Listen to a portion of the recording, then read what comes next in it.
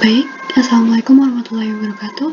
Pada kesempatan kali ini, saya akan mempresentasikan tentang rencana pelaksanaan pembelajaran RPP pada kelas 8 semester ganjil pendidikan IPA pada materi pokok sistem peredaran darah.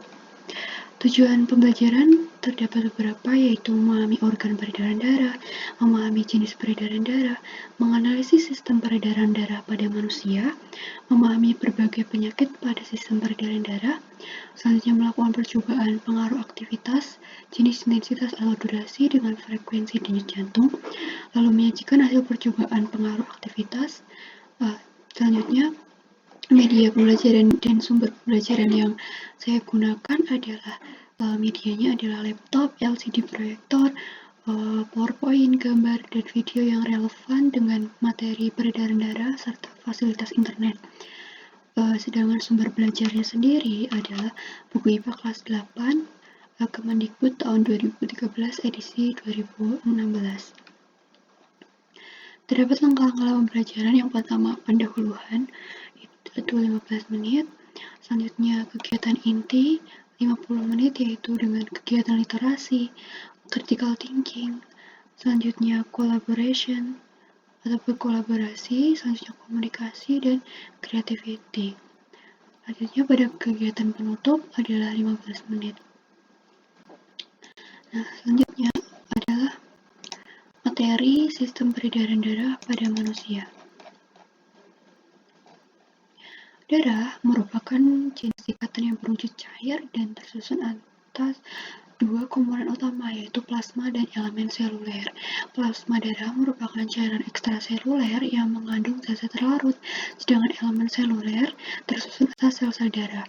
Apabila darah yang terdapat di dalam tabung reaksi desentrifugasi atau diputar dengan kecepatan tertentu, sel darah akan berada pada bagian dasar, sedangkan plasma berada pada bagian atas.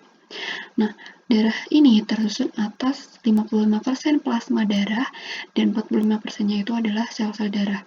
Secara normal, lebih dari 99% sel-sel darah tersusun atas sel darah merah yang dinamakan dengan eritrosit, dan sisanya tersusun oleh sel-sel darah putih, yaitu leukosit, serta trombosit atau keping darah.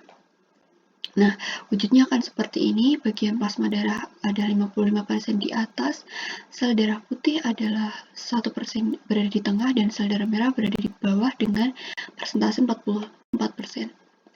Plasma darah tersusun atas 91% air atau hidrogen H2O dengan 8,5 zat terlarut.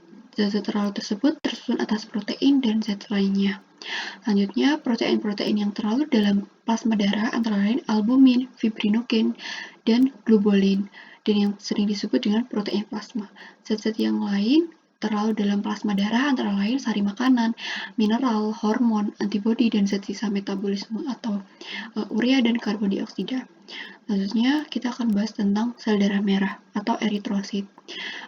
Bentuknya adalah bulat pipi dengan bagian tengah cekung atau bikonkav seperti mangkok. Selanjutnya, sel darah merah ini tidak memiliki inti sel. Warna merah pada sel darah merah disebabkan adanya hemoglobin atau Hb dalam sel darah merah tersebut. Hemoglobin merupakan suatu protein yang mengandung unsur besi. Sel darah merah paling banyak terdapat dalam darah. 1 mm kubik kurang lebih sekitar 1 tetes darah terdiri atas 4-5 juta sel darah merah. Nah, ketika dalam paru-paru, hemoglobin dalam sel darah merah punya daya ikat yang tinggi terhadap oksigen, sehingga akan mengikat oksigen membentuk kompleks oksihemoglobin.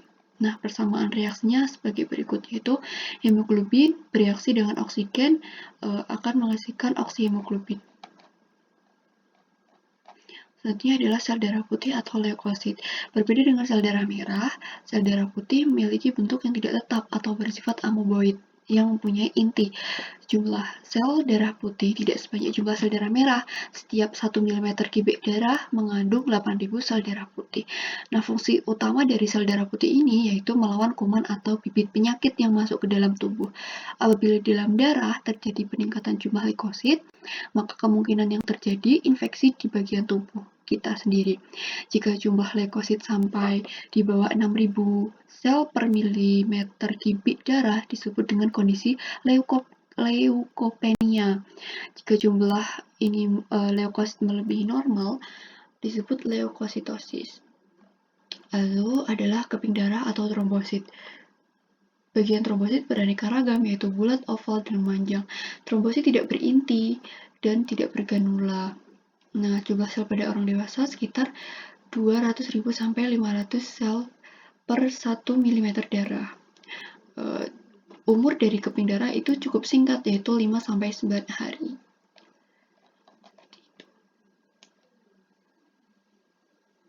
Nah, ini adalah gambar dari sistem peredaran darah pada manusia. Sekian yang dapat saya sampaikan, kurang lebihnya mohon maaf. Wassalamualaikum warahmatullahi wabarakatuh.